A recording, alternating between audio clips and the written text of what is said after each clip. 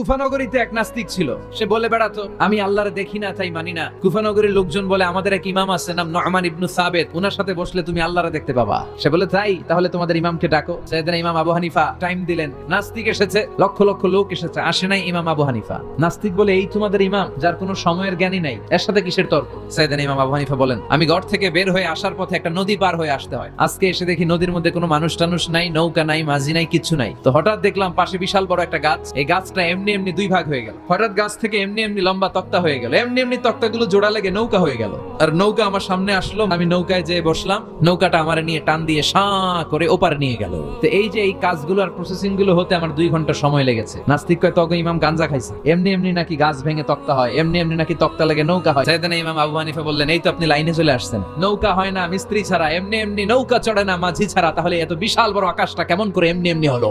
নাস্তিক কয়, তাই তো, আসলেই তো আমি হাদারাম।